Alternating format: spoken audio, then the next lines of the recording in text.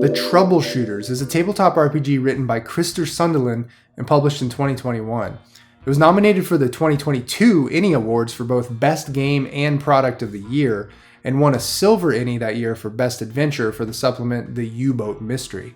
The concept of the game is that you're leaping into the world of French and Belgian comics called bande dessinée, or strip comics. Think Tintin, Yokotsuno, and Spirou et Fantasio. If you're not familiar with any of these, you don't really need to get caught up in order to play this game. What's required is that everyone at the table have a desire to play a light, friendly, non-deadly adventure story in which international friends or agents go on international adventures solving problems or mysteries. Not to put too fine of a point on it, the version of international that the author intends is really focused first and foremost on 1960s France and Western Europe.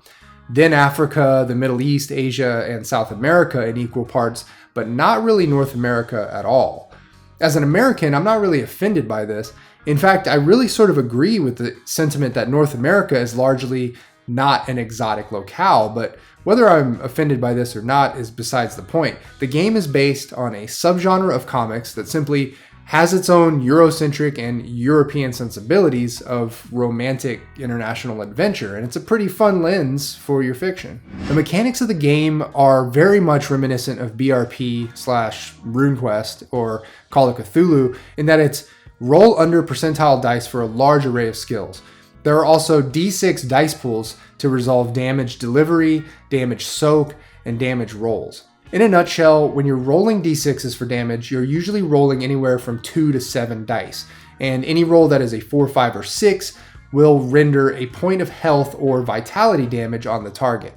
And the 6s explode, so somewhat often you're going to see swingy damage results. Damage soak and recovery rolls also require a 4, 5, or 6 to render a point of vitality saved, but 6s on those rolls don't explode. The book often repeats the fact that this is not a game of intrigue or conspiracies, but rather one of, quote, fun, friendship, and adventure. Groups of friends helping each other out and cooperating to achieve a common goal. Every character is assigned 1 or 2 plot hooks from a list of 11 that connect them personally to the GM's or director's ongoing adventure framework. As far as the reason for the team of PCs to exist in the first place, the game leans heavily towards the use of the Session 0 in establishing these details. There are essentially 4 team concepts you can work with, at least out of the core rulebook. Those are curious adventurers, who just get roped into the mayhem because of their curiosity and their personal plot hooks. Then there are the sleuths, who are usually freelancers who work at arm's length with intelligence or police organizations and may end up with problems with law enforcement as well as the bad guys of the story. Then there are agents who work on behalf of a government agency or maybe an institute of higher learning. And finally, heist theme teams, specifically, quote, gentlemen thieves, who steal high value items but ostensibly from bad people or for a good cause, and they always keep it classy. There are countless cultural touchstones to inform you of 1960s international adventure, but you don't really need to read or watch any of them to get the spirit of this game. I'll show you more about what I'm talking about later in the video, but here's a good example where you're given some typical roles for players within the team. Starting with a character template is definitely the way to go if you're playing this for the first time. I wouldn't say character creation is particularly fraught with complexity, but there's a great spread of templates to choose from, so you're likely to save yourself a lot of time by not reinventing the wheel. There's also guidance here on how to create your own template, but that's a whole other can of worms. The variety among the 15 character archetypes provided in the templates section is fairly broad because the idea is that you could be roped into an adventure within any kind of context. The 11 plot hooks that you choose from for your character are narrative anchors that tie the PCs closely to the planned story arc. The author states that the reason there are only 11 is so that there is a guaranteed overlap between what the players choose and the startup handouts in the adventure supplements published for the game. At first this seemed a bit limiting, but when you read through this list of hooks, they really do cover a lot of ground. And really, if your players want to use something outside of the list, It's pretty easy for any director worth their salt to adapt the story to accommodate the new personal plot hook. So every character has a list of skills that are rated from 15 to 106. The higher the better. When there is a task check, the player will roll a D100 or 2D10 percentile dice to match or be under their skill rating. The rating is also used as a general reference for how good they are at a thing. There are 28 skills total in the game, and the author discourages you from letting players make up their own skills for fear that they will be redundant or unbalanced somehow. The recommendation for customization is that you just rename an existing skill if you need something different. The list here pretty much tells you what this game wants you to do in any given scene. As you can see, it's not really combat oriented, but rather more generalist adventure in nature. There was actually one skill that jumped out at me as a bit odd, and that was the credit skill. Depending on your credit skill rating, you're either poor, middle class, well off, or rich. And this skill comes into play whenever you want to buy a particular item or service. What's weird is that you level up skills in this game by using them either on a roll or invoking them meaningfully in the fiction without a roll, which is to say, you kind of get richer in this game the more you try to buy things using the credit skill, which is not exactly how it works in real life. It's also worth noting that all PCs speak French and English. The design hope here is that these two languages will get you around most of the exotic locales of the world that you're adventuring in, and that language barriers of any sort should only be used as pacing or narrative control tools. Your character also has abilities, which act as talents that usually have a skill prerequisite and sometimes a cost in story points. I'll explain it a bit later, but story points are the meta currency of the game. There are 56 listed abilities in the game, which tells you that's where a lot of the mechanical variety lives for the player. Just in case you were wondering why there would be such a detailed list of Kodokan Judo throws in the skill section for the Judo Black Belt and Judo Master skills, this is more of an homage to the deep connection between French comics and Japan. The list here is just for flavor, if anything, but I did get a good chuckle. There are 18 different problems that a PC can suffer from called complications, and they are a way of informing the player on how to make scenes more interesting through adversity, as well as giving them a way to earn precious story points. The one thing I thought was a little bit strange about some of these is that for the ultimate reward of 6 story points on some of them, the player has to opt to sit out for a scene. For example, with criminal background, the player gets 6 points for being detained by the police and missing a scene. In No Sense of Direction, you get 6 points for getting so lost that you miss a scene. With Phobia, miss a scene for 6 points because your character is so scared. Same thing with Sleepy. I don't follow the logic of rewarding players for removing their character from a scene. I do understand the importance of sharing the spotlight at the table, but this seems like an awkward approach to that, if that's what it's even trying to do at all. I don't know.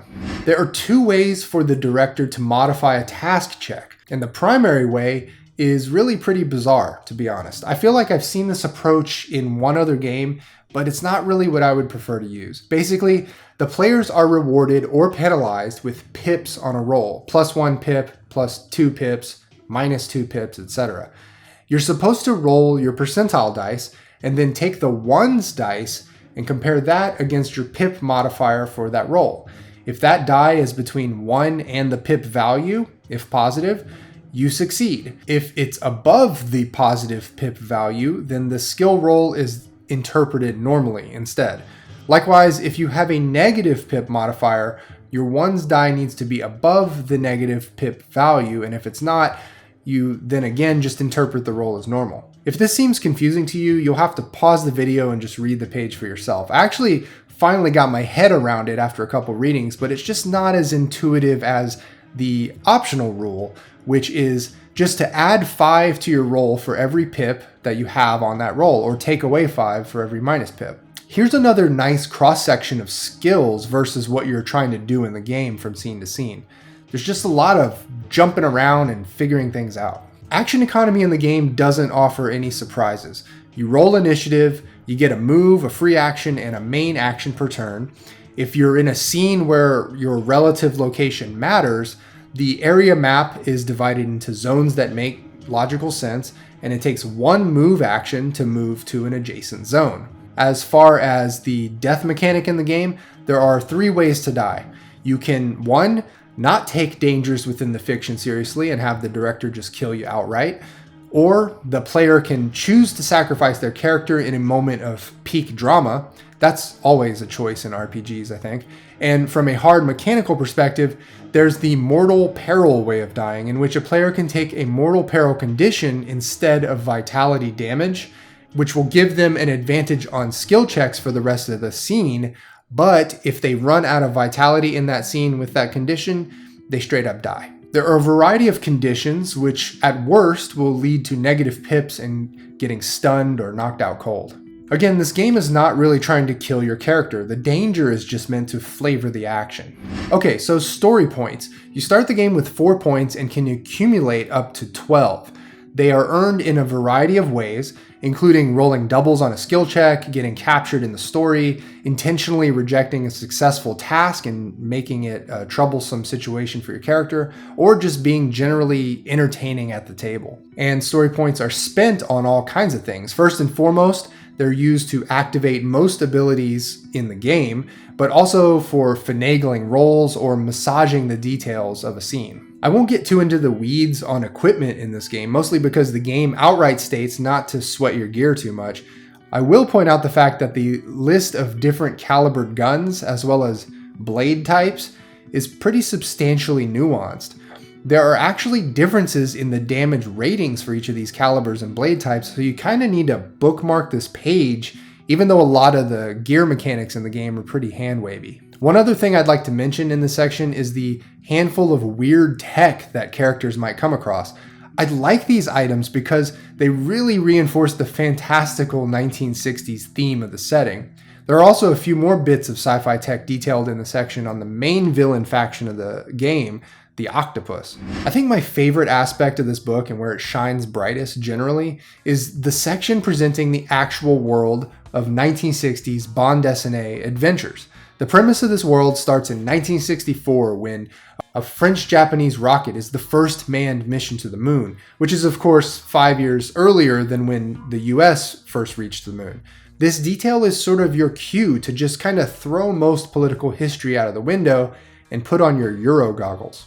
There are really 3 kinds of locations for your adventures to take place in: Europe, countries outside of Europe that aren't America, Canada, or Mexico, and maybe one of these 9 fictitious countries spread out around the world as described here. These nations don't really have nearly as much detail as I would have hoped, and as a director, I'd imagine you'd just be using the name and general geographical flavor to give the feeling of being exotic and international.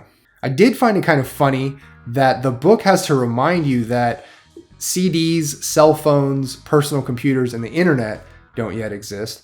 Some more helpful advice includes a description of 9 prominent commercial aircraft of the era, as well as 9 popular cars and train services. This is where I really started to feel that the setting was taking on a fully fleshed form.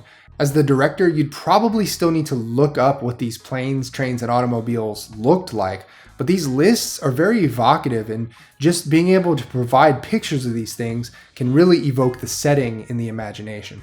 There are also 9 ocean liners listed just for good measure, and then to top off those lists, there are a number of world cities detailed, some more than others, that give you a good feel of how to describe the experience of being there in the 1960s. Berlin gets solid treatment, whereas cities like Buenos Aires, Cairo, and Hong Kong just get a couple of pages each.